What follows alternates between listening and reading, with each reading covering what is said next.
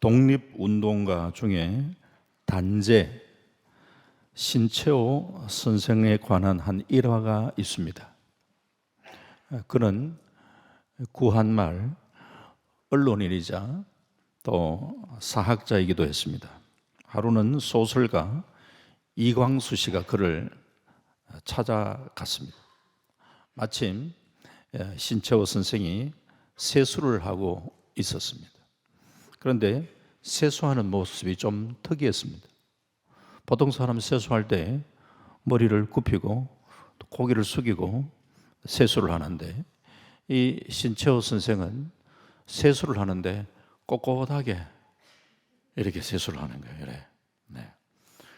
꼿꼿하게 고개를 안 숙이고 세수를 하니까 이게 물을 얼굴에 가하니까 이 물이 말이죠. 이게 소매에 다 젖고 막 나중에는 이 바지 자락까지 막 옷이 막 이렇게 젖어 온통 막 그냥 물 덮어 쓰는 거죠. 써가지고 그 모습을 본 그 이광수 씨가 무슨 세수를 그렇게 하느냐, 세수를 그렇게 하는 사람이 어디 있냐, 뭐 당연히 그런 얘기를 하죠. 그랬더니만 이 신채호 선생이 이렇게 대답을 하는 거예요. 아니 그러면 허리를 굽히고 세수하란 말이가? 지금 일본 놈들이 판치는 세상에 허리를 굽히다니 말이 되나? 내 머리가 지금 일본 놈들이 만든 이 식민지 땅에 그 땅에 돼 있는 그 자체가 나 싫다. 나 죽어도 허리 못 굽힌다. 독립운동하다 보니까 일본 놈 판치는 세상에서 내가 절대 허리 굽히고 살지 않겠다라는 이런 마음을 정하고 살다 보니까 세수할 때도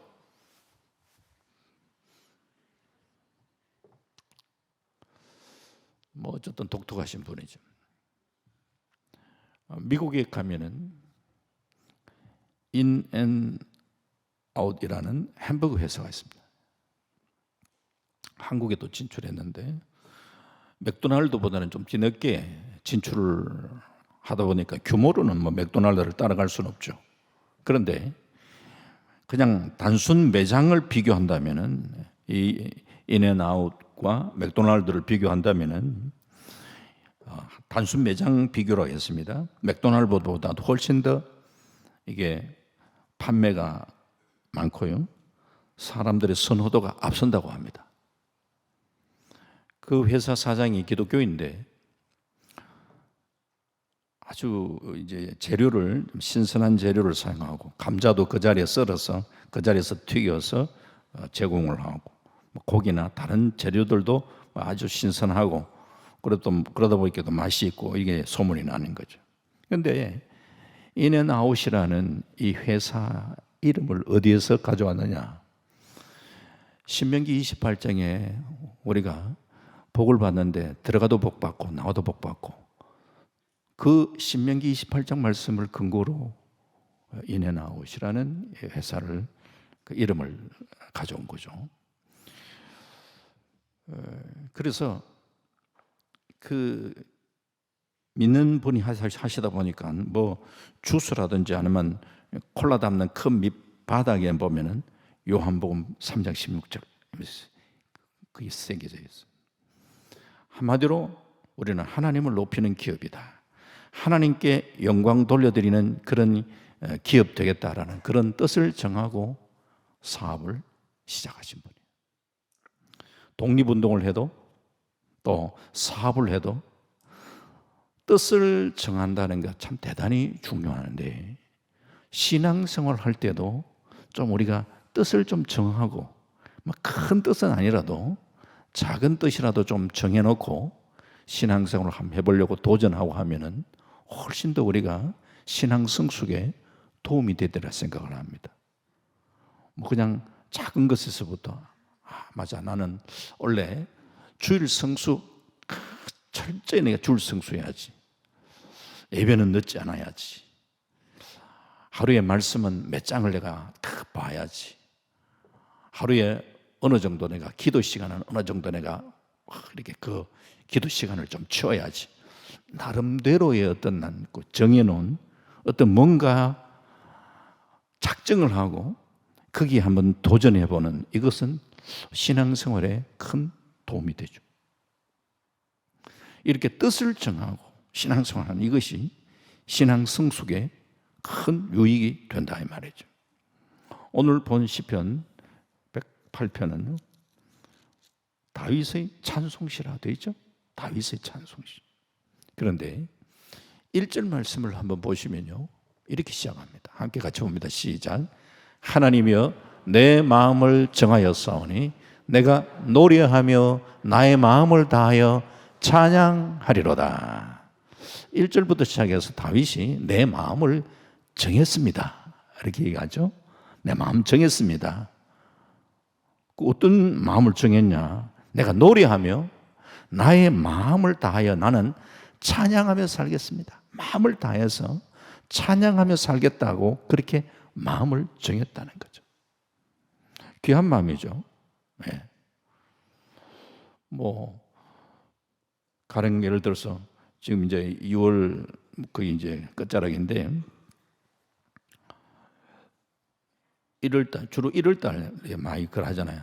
저 믿지 않는 분들, 이런 분들 건강 생각해가지고 아이고 내가 원래는 좀 담배 끊어야지, 술 좀 끊어야지 이런 결심 많이 하잖아요. 이게 참 쉽지가 않아요. 잘 아시겠습니다만 그냥 참고적으로 한번 그냥 들은 얘기지만 참고적으로 한번 말씀을 한번 드려봅니다. 담배에 관한 건요.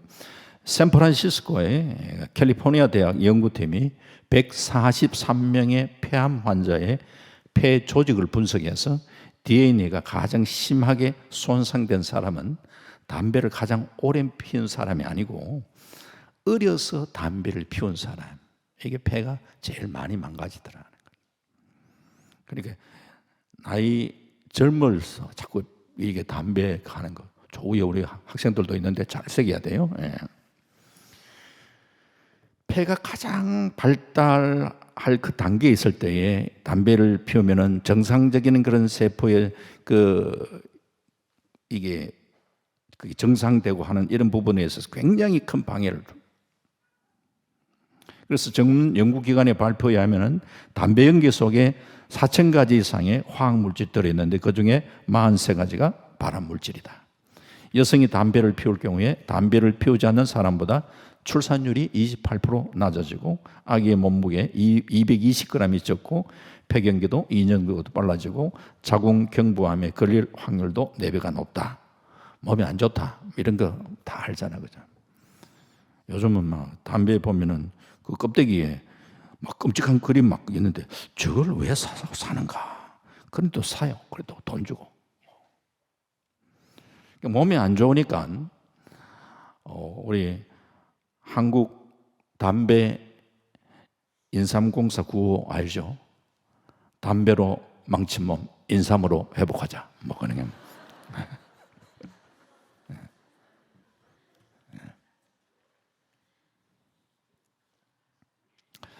그러면 우리는 이런 결심을 하는 게 아니고 우리는 신앙 안에서 이제 결심을 하는 거죠.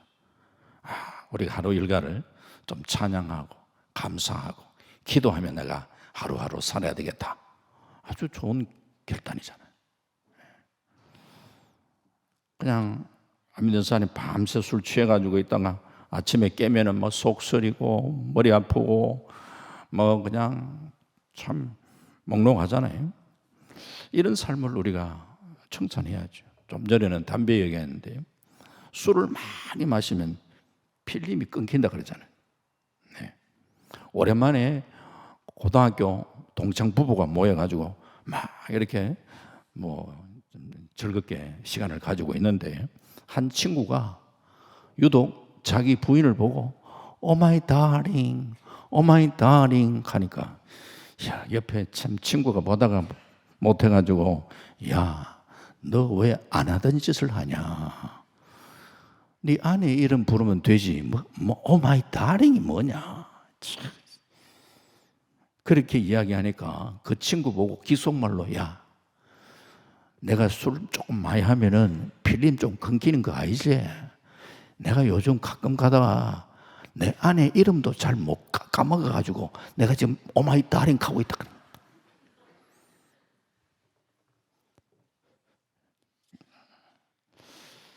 이게 안 믿는 사람들의 한 모습이라 생각한다면 우리는 거룩한 하나님의 사람, 하나님의 백성으로 믿음의 신앙의 결단을 하고 살아야 되는데, 하나님, 내가 주님을 찬양하고 주님을 예비하며 살겠습니다. 주일은 어떤 일이 있더라도 참 주일을 성수하며 살겠습니다. 세상 속에는 하나님께 영광 돌리는 삶을 살며 그렇게 살아가겠습니다. 그런 결단이 있었으면 좋겠어요. 물고기 가운데 연어라가 있죠. 연어. 사람들 많이 좋아하잖아요. 강에서 자라서 어느 정도 크면은 바다로 나가고 또 바다에서 자기가 태어난 곳으로 정확히 다시 이제 돌아오는 그런 고기 잘 알고 있는데, 그런데 바다로 나가기 전에 연어는 아주 아름다운 금빛 무늬를 하고 있습니다. 이 무늬가 이상하게도 바다로 나가면은 천천히 없어진다고 하는 거예요. 나중에는 아예 일반 고기처럼 무늬가 없는 그런 고기가 되어버리는데, 알을 낳기 위해서 바다에서 다시 자기가 태어난 곳으로 서서히 강 쪽으로 올라오면서 무늬가 다시 생긴다는 거예요. 참 희한한. 그래서 어쩌면 우리가 연어 같은 신앙생활을 할 수 있지 않겠나. 교회에 와서는 아름다운 그런 빛을 내는 신앙인처럼 살아가다가 세상에 나가면 점점 빛이 사라져버리고, 다시 이제 또 교회에 올 때는 또 예수 믿는 모습으로 또 다시 회복되고, 그리고 교회에 와서는 또 기도할 때에 하나님, 한 주간 세상 가운데에 빠져 죄만 짓던 이 영혼을 용서하여 주시옵소서. 한 주간 동안 죄만 짓다가 왔다고 하나님 앞에 용서를 구하는, 그 용서 구하면 하나님이 다 또 좀 제 용서해 주시겠지만 우리의 기도가 조금 바뀌어야 되지 않겠습니까? 그냥 단순한 습관을 따라서 기도할 때는 그냥 주님, 세상 속에 한 주간 동안 죄 가운데 가다가 살던 이 죄인을 용서하여 주시옵소서 하라고 이런 기도만 자꾸 우리가 되풀이할 게 아니라, 우리가 그리스도인이라면 그래도 믿음으로 살려고 하는 기본적인 몸부림이 좀 있어야 되지 않겠습니까? 하나님이 한 주간 주님과 함께하는 삶을 살아갈 수 있도록 인도해 주셔서 감사합니다. 내 삶을 통하여 빛 대신 주님을 드러내려고 부단히 애쓰는 삶을 살았지만, 살려고 했는 이 흔적은 있어야 돼. 살려고 했지만, 그러나 참 부족하다 보니까, 연약하다 보니까 소금과 빛의 역할을 다 감당하지 못했음에 주님 용서하여 주옵소서. 다시 한 번 더 성령으로 무장하게 하옵소서. 다시 한 번 새 힘 주시기를 원합니다. 그러하여 이제 이 세상 속에 나갈 때에 이 세상 속에 주님의 영광을 드러내는 믿음의 삶을 살아갈 수 있도록 주님 도와주시옵소서. 이렇게 주 앞에 나와 새롭게 우리가 성령으로 믿음으로 무장해서 세상 속에 우리가 좀 그래도 믿음으로 살아가려고 애쓰는 흔적을 가지며 살아야 되지 않겠냐 이 말이에요. 그렇게 살아가시기를 주의 이름으로 축원합니다.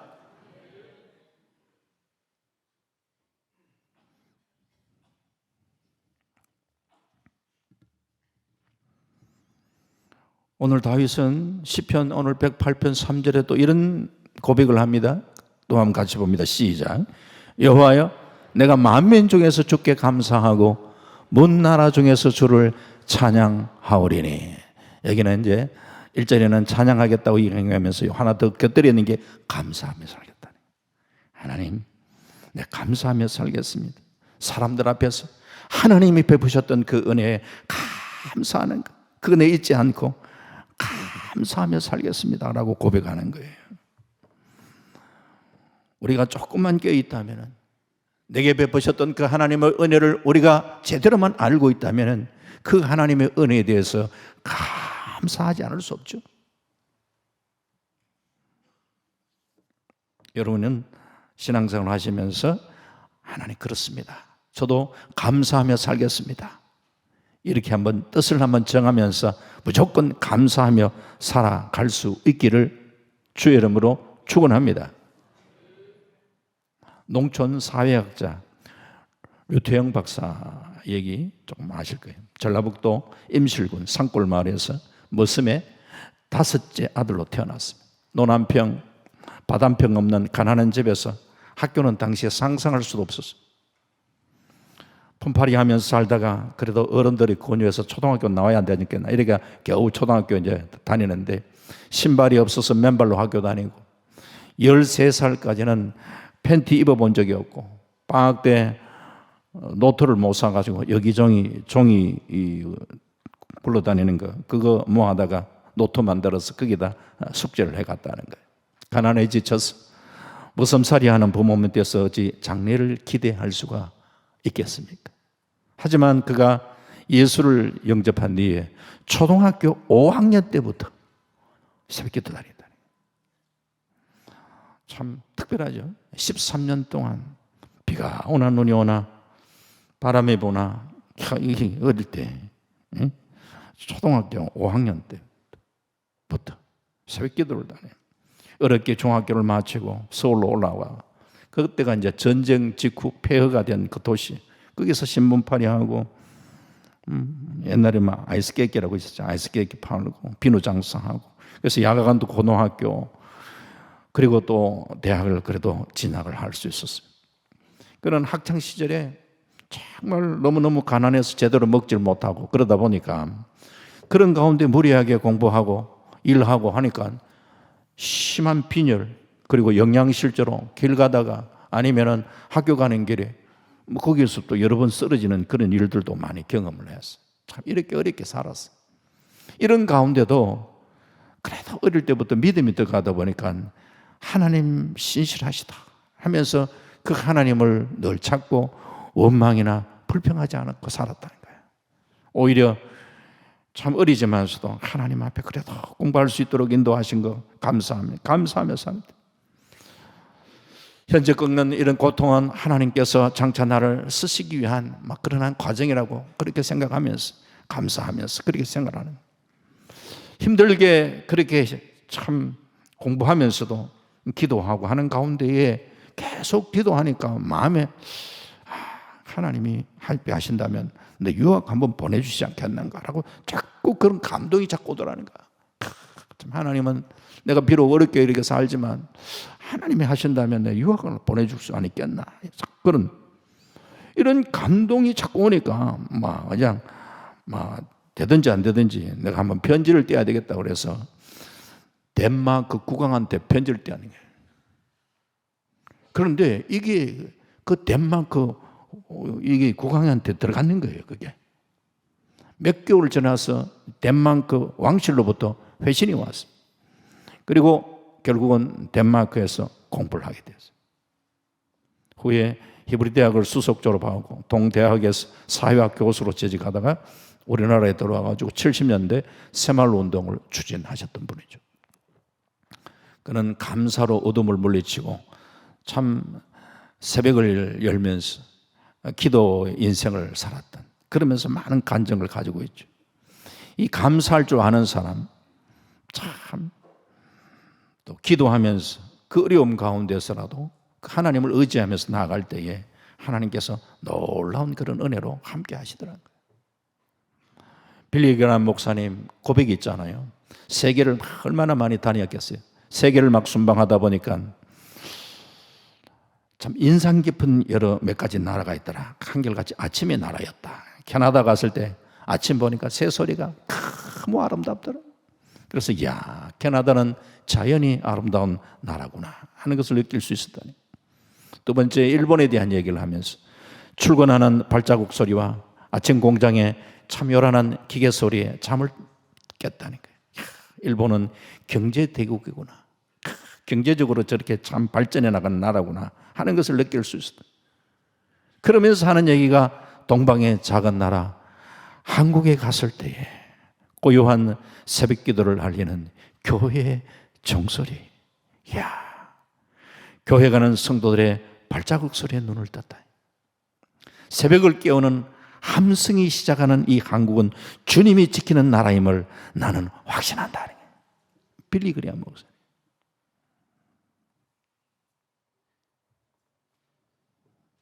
요즘은 그 아들 목사님이 한국에도 좀 얼마 전에 그때 오셔가지고 집회도 하시고 그러죠. 제가 몇 년 전에 미국의 빌리그람 센터에 한번 갔었는데 그 보니까요, 여러 나라 빌리그람 목사님이 여러 나라에 집회했던 그 장면들 거기 벽에 쫙 전시를 해놨더라고요. 그런데 제가 쭉 보니까 제일 많이 이 모인 그 숫자가 우리 한국 집회예요. 한국 집회.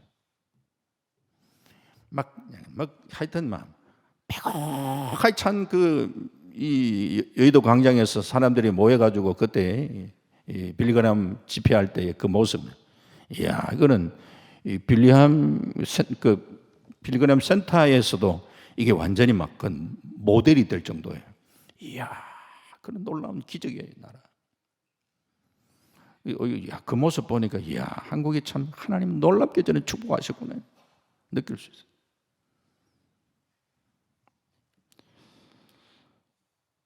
새벽이라는 거 참 시간을 지체 안 하는 그런 명사죠. 사전에 밤이 거의 새고 날이 밝은 그런 역이야. 새벽. 그렇게 설명 안 하더라도 우리 새벽 아는데, 그런데 이 새벽에 성경에 보면 많은 역사가 일어났다는 걸 알잖아요. 홍해를 가른 것도 새벽에, 여리고성 정복도 새벽에 이루어져. 부활 사건도 새벽에 일어나. 그래서 주경과 베이커, 위대한 사역자들은 누구나 아침 일찍 일어나는 사람들이었다. 그렇게 얘기를 하는 거예요. 히브리어에서의 새벽이라는 단어가 뭐 사랑도 여러 가지 다 있지만도 새벽이 한 두 가지로 대표적인 단어가 있어요. 오르라는 단어가 있어요. 오르, 새벽, 오르. 그것은 어둠을 밝히면서 서서히 이제 밝아온다는 뜻. 오르. 세상이 이제는 밝아져 오는 새벽, 밝아져 오는 새벽. 자연스럽게 다가오는 새벽이 오르라는 단어예요. 그런데 새벽을 깨우리라, 여기에 새벽, 쏴하르라는 단어를 씁니다. 쏴하르. 이거는 동트기 직전의 그 새벽, 아주 그걸 좀 초점을 맞죠. 어둠이 이제 싹 그치면서 새로운 시작이 팍 임박했던 그 시점을 탁 이야기하는 쏴하르. 역동적인 좀 단어예요. 같은 새벽에 서서히 자연적으로 그냥 어둠이 쓱 가시면서 새벽이 쓱 오는 자연적인 것보다도 이제 어둠이 싹 가시면서 마지막 싹 이제 빛이 싹 들어오는 말이죠. 그런 단어를 새벽을 깨우리로다. 새벽이 그냥 자연적으로 오면 새벽이 오는 새벽도 있지만서도 좀 더 이거는 역동적인 얘기를 하는 거예요. 새벽을 나는 깨우리로다. 이것은 개인의 삶 속에서도 그렇고 우리는 역사에도 왜 요즘 여기 어둡나? 이 어두울 때에 우리 그리스도인들은 내가 새벽을 깨우는 삶, 시간만이 아니라 이 어둠 가운데서 내가 새벽을 깨우는 사람이 되어야 되겠다라는 이런 믿음의 각오, 결단, 이게 신앙의 사람들에게 고백이 되어야 됩니다. 저는 이 금요 기도에 나오신 여러분들의 고백이 되시기를 주의 이름으로 축원합니다. 내가 새벽을 깨우리로다. 하나님의 창조 질서를 보면요, 밤과 낮을 구분했잖아요. 사람을 창조하실 때도 신체 리듬으로 밤과 낮을 우리는 구분하시고 밤에는 좀 쉬도록 우리를 만드셨고 또 낮에는 일하도 그렇게 창조해서 창조 리듬을 보면 그게 건강한, 어쩔 수 없이 우리가 밤낮 바뀌어서 살아갈 때도 있잖아요. 제가 군 생활을 전체 조금 그때는 이제 단축 혜택을 받아가지고 33개월을 했는데 그 중에 18개월을 GOP 철책선에서 제가 근무를 했어요. 원래 철책선은 힘들다 보니까 6개월 되면은 그 조금 밑에 부대하고 체인지를 합니다. 한 번씩 6개월마다 페바 부대라고 체인지를 하는데 그때 마침 이 5.18 광주 사태가 나가지고 부대가 이동을 못하는 바람에 그냥 보초를 계속 썼어요. 18개월 동안은 계속해서 그러니까 보초를 썼다는 게 낮과 밤이 바뀌는 삶을 살았다는 거예요. 밤에 눈 떠 있고요. 그리고는 아침밥 먹이가 재우거든. 그래가지고 또 자고 나면 또 점심이잖아요. 그럼 또 먹여요.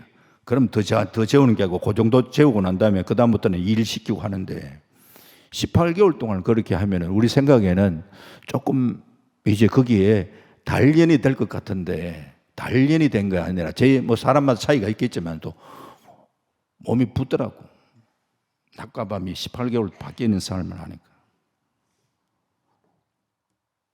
휴가가 나와서 보면 얼굴 좋아졌네. 살쪘네. 살찐 게 아닌데 부었는데.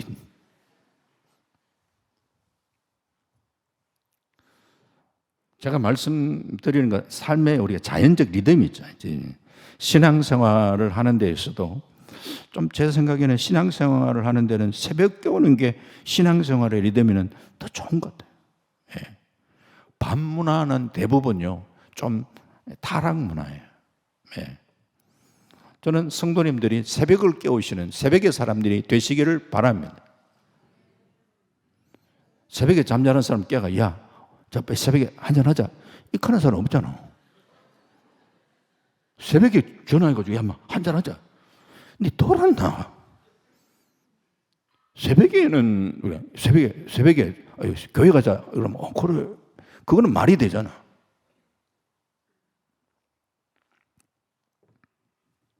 새벽에는 그래서 기도하기 너무 좋은 시간이에요. 제가 볼 때. 그래서 역대상 23절 30절에 보니까 이스라엘 백성들이 새벽마다 하나님께 기도하고 찬송했는데 시편 46편 5절에 보면은 새벽에 하나님이 도우시리로다. 마가복음 1장 35절에 예수님도 새벽 미명에 기도하셨죠. 새벽 미명에. 그런데 매일같이 새벽 기도 하셨는지는 모르겠어. 하여튼 새벽 미명에 기도를 하셨는데 또 그러면은 그런 얘기하면 그것만 생각하고 자꾸 빠져나가려고 하지 말고. 예. 어쨌든 예수님 새벽에 기도를 하셨어요. 네. 기독교와 새벽은 뗄 수가 없어. 본문도 다윗 보면 새벽에 사는. 그래서 시편 108편 2절에 보니까 같이 한번 봅니다. 시작. 비파야 수금아 깰지어다. 내가 새벽을 깨우리로다. 새벽은 그냥 오는데 내가 깨우리로다. 깨우는 사람. 다윗은 왕이 되기 전에 베들레헴에서 양치던 목동이었어요. 양은 본래 야명증이 있어가지고 어두워지면은 참 이렇게 잘 이렇게 움직이지 못하면 잘 안 보이니까. 그러니까 목자는 해가 지기 전에 양들을 모아가 우리로 인도해내고 다음날 해가 뜨는 이른 아침에 다시 데리고 나가야. 만일 그때 목자가 깨어나가지고 늦잠 자게 되면은 이슬 맞고 촉촉한 꼴을 다른 양떼들에게 다 뺏겨버려 마는 거예요. 그렇기 때문에 양은 제대로 좋은 꼴을 못 먹어. 목자는 그래서 부지런해야 돼. 아침 일찍 일어나야 돼. 새벽을 자기가 깨우지 못하면은 양떼가 좋은 꼴을 먹기가 힘들어지는. 자기가 새벽을 깨우니까 양떼들도 좋은 꼴을 먹일 수 있도록 하는 거죠. 다윗은 훌륭한 목자였잖아요. 그런데 아침 일찍 일어나가지고 양을 치고 그렇게 하면서 또 하나님 앞에 또 기도하고 찬양하고 그렇게 시작하는 거예요. 특히 수금 연주, 다윗의 특기잖아요. 매일 새벽에 보면 수금을 연주하고 하는. 수금 연주하면 그런 아름다운 그런 소리가 울려 퍼질 거 아니에요. 지금은 종을 치는 교회가 없는데 옛날에 보면은 교회마다 종을 쳐가지고 집회 시간을 알렸잖아요. 교인뿐만 아니라 온 동네 사람들이 종소리 들으면서 시계 이제 시간이 얼마 됐구나 하는데 이건 이제 공이라 해가지고 그래 나 종 치는 것도 못 치게 하고 그냥 시골에 그냥 기돈이나 그런 데는 뭐 그렇게 치고 하는데 참 그 새벽에 알리는 그 종소리가 때로는 그리울 때가 있어요. 서울 중앙지방법원 부장판사를 지나셨고 사법 개혁을 해야 된다 이러면서 칼럼도 많이 쓰시는 분이신데 국민일보에 연재된 문흥수 변호사님, 그분 개인의 간증이에요. 국민일보에 나왔던 새벽에 엎드려 기도하면 성령이 폭포수처럼 나의 마음속에 임했습니다. 새벽 기도를 드린 날은 독수리가 날개를 치며 창공을 날아오르듯 상승 기류 가운데 하루 종일 살 수 있었습니다. 밤에 3시간 공부하는 것보다 새벽 기도 한 뒤에 1시간 공부하는 것이 서너 배 더 공부가 잘 되는 것 같았습니다. 그렇게 공부한 덕택에 가장 어려운 시험 중에 하나인 사법연수원 수료 시험에서 수석을 할 수 있었습니다. 하나님께서 새벽에 도우시려고 하셨습니다. 그야말로 달리된 잠을 깨우고 포근한 잠자리를 뒤로 한 채 새벽에 나와서 하나님 앞에 서면은 하나님의 은혜가 마른 땅에 내리는 단비처럼 촉촉히 내린 것을 체험할 수 있었습니다. 기도 없이 세상에 나가는 것은 무기 없이 나가는 것입니다. 그날은 세상의 가시에 찔리고 또 이리 처이고 상서추성의 패배의 삶을 살 때가 있곤 했습니다. 나는 새벽 기도를 한 날과 새벽 기도를 하지 않는 날의 차이를 보면서 그리스도인의 생명은 역시 새벽에 있다 생각하게 되었습니다. 그럼에도 불구하고 법관이 된 후에 생활이 안정되자 새벽 기도를 놓치게 되었습니다. 그러다가 새벽 기도를 하지 않는 날은 아침과 저녁을 굶기로 작정했습니다. 새벽 기도를 안 할 바에는 그게 마음이 편했습니다. 그 후 거의 새벽 기도를 빠지지 않는 삶을 살고 있습니다. 개인의 어떤 간증이지만 어쨌든지 간에 본인은 그런 새벽을 통해서 받았던 그런 은혜가 풍성했다라는 것. 개인의 우리는 삶의 패턴들이 다 다르기 때문에 제일 좋은 것은 가능하다면 새벽을 깨워서 교회에 나와서 기도하면 좋을 것 같고, 아니면은 또 그런 그 여건들이 안 되면은 개인이 또 큐티를 하면서 개인의 어떤 주님과의 그 교제의 시간을, 경건의 시간을 가지는 이게 참 중요하다는 거예요. 마틴 로이드 존슨 목사님이 사람이 왜 기도하는가라는 질문을 받고 대답하기를, 그 물음은 왜 뻐꾸기가 밤에만 우는가, 왜 독수리가 창공을 향해 끊임없이 치솟아 오르려고 하는가 같은 그런 질문이다라는 얘기. 사람이 기도하는 것은 기도하도록 지음 받았기 때문이다 그랬어요. 칼바르트는 기도는 하나님의 선물이라고 했어요. 그렇습니다. 기도는 우리의 특권입니다. 그러면서 좀 더 우리가 한번 새벽을 깨우는 그런 삶을 한번 살아볼 수 있기를 바랍니다. 허드슨 테일러가 이런 고백을 합니다. 헌신의 비결은 하루를 어떻게 시작하느냐에 달려있다. 연주자가 음악회 하기 전에 악기를 조율하잖아요. 조율하는. 아침에 일어나 하나님 뜻과 맞추는 일부터 해야 뭔가 일이 잘 풀리더라고요. 하루의 첫 시간을 이렇게 시작하는가, 어떻게 시작하는가, 이렇게 하나님과의 이렇게 조율을 한 그런 가운데서의 하루의 삶이 참 주해 주시는 그 은혜 가운데 머물 수 있었게 되었고, 그 은혜의 맛을 안다면 그것이 마치 아침 햇살이 찬란히 빛나는 것처럼 그 은혜의 빛이 내 안에 확 비치는 것 같은 그런 느낌을 받는다는 거죠. 귀한 고백이라고 생각을 합니다. 이와 더불어서 우리는 그 뒤에 말씀을 보면은 이 다윗이 하나님의 그 약속을 붙들고 우리가 기도하는 그 모습을 또 한번 보여줍니다. 우리의 기도의 대표적인 모습이잖아요. 약속의 말씀을 딱 부여잡고 그 말씀을 붙들고 기도하는 거. 참 말씀이 그러면서 굉장히 귀합니다. 어거스틴 성자라고 말을 합니다만 과거 삶은 그러지 않았잖아요. 자기보다 16살이나 나이가 많은 연상의 여인과 동거를 하고 방탕한 그런 나날을 보냈습니다. 그의 심정은 그래도 매일매일 타는 갈증으로 마치 참 짠 바닷물을 마시는 것 같은 그런 모습이었어요. 그러던 어느 날 갑자기 햇살이 눈부시게 비치는 아침에 그의 서재에서 성경 한 권이 책상에 놓인 것을 보고, 그게 우연히, 자기로서는 우연이겠지. 그러나 그를 위하여, 그 어거스틴을 위하여 15년을 눈물로 기도했던 그 어머니가 있었잖아요.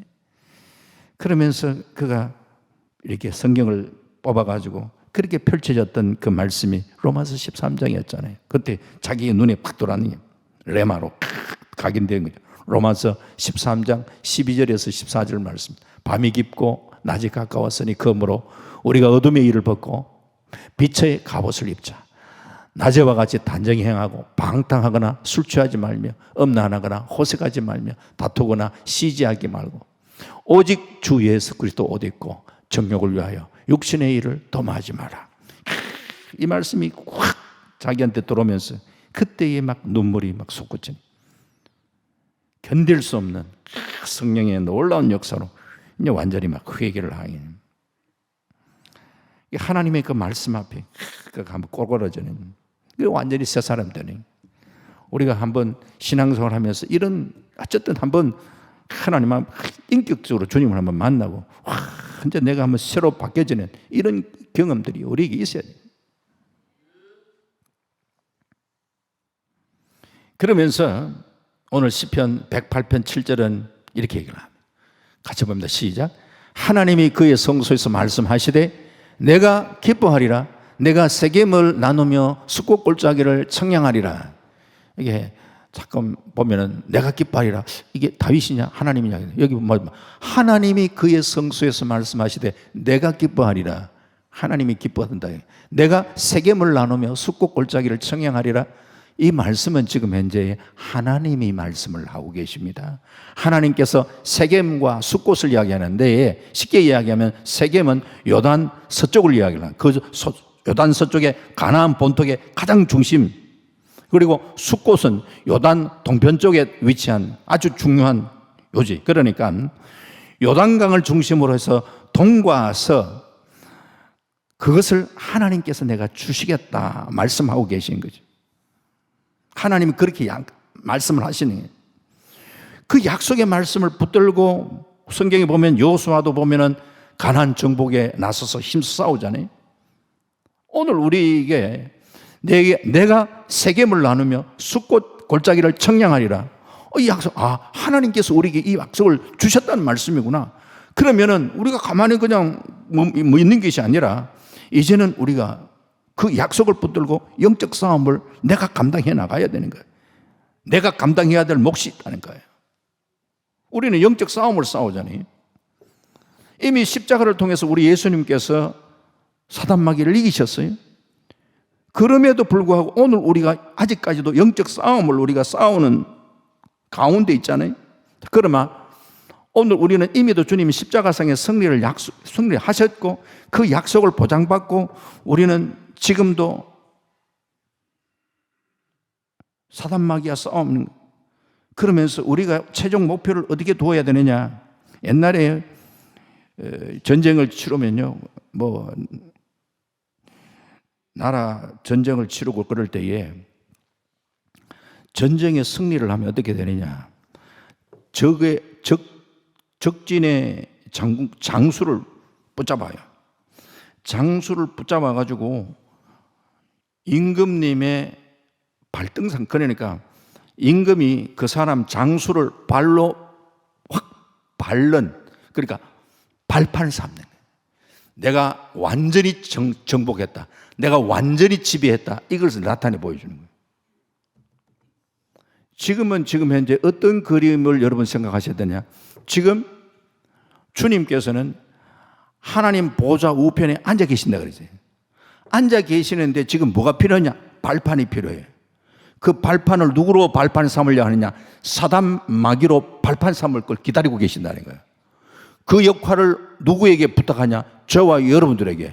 이미 십자가를 통하여 승리를 하셨던 주님이 이제 우리가 이 땅을 살아가면서 사단 마귀와 싸워 이기면서 사단 마귀를 굴복시키고 그 사단 마귀를 예수님의 발 앞에 무릎 꿇히고 예수님께서 사단 마귀를 발등상 삼게 하는 이것을 우리는 그리면서 우리는 주의 약속을 붙들고 힘차게 믿음의 승리의 삶을 우리는 살아가야 된다니까요.